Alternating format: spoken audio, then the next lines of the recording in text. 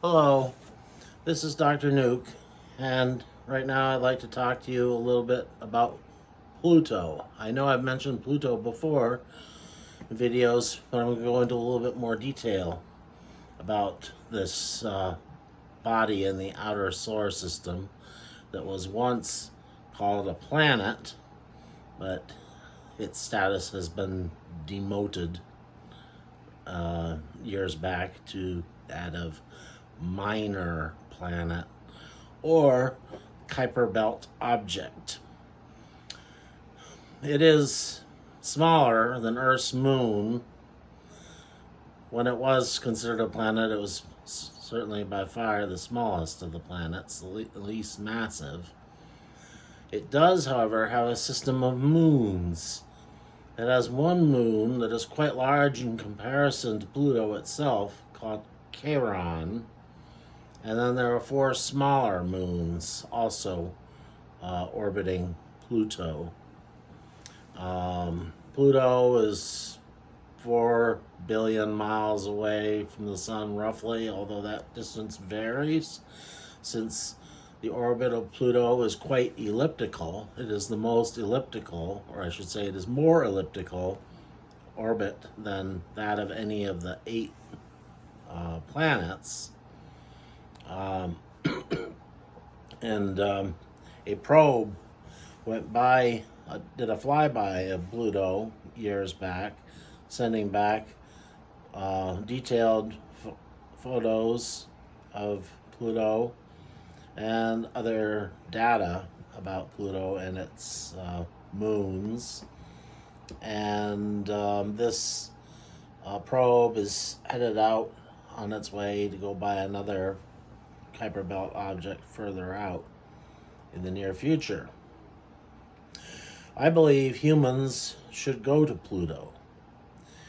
We can't do it with our current rocket technology. It would just take too long, and people can't be out in space for that long in a tiny spaceship.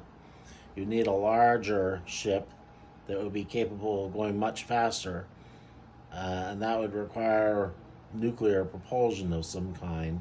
So, in order to prepare for a Pluto mission, a manned Pluto mission, I believe the United States of America should immediately begin a crash program to develop nuclear fission power and nuclear fusion power, even if it can be developed practically.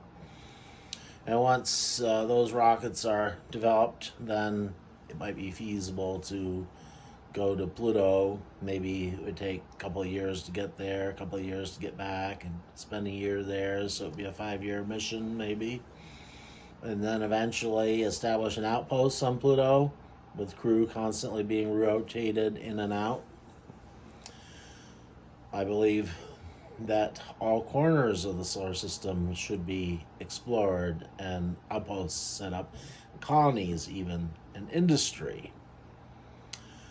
Another object out there that deserves study, I believe, is Chiron, which is beyond the orbit of Saturn, but before the orbit of Uranus.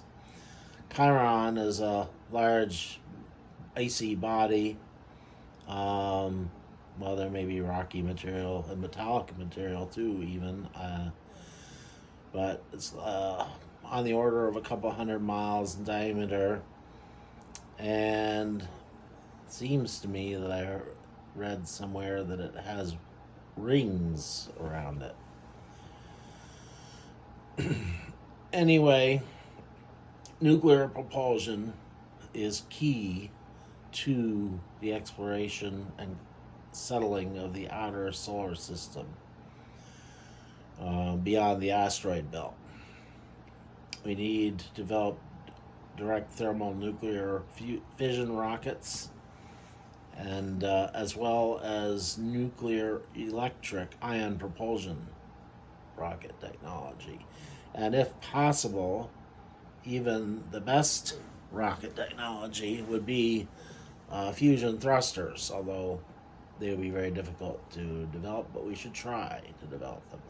And then there's that old standby warp drive Yeah, we need to be continuing to work on that. Even work is being done on that, but it needs to continue to be worked on, and it should be made a priority.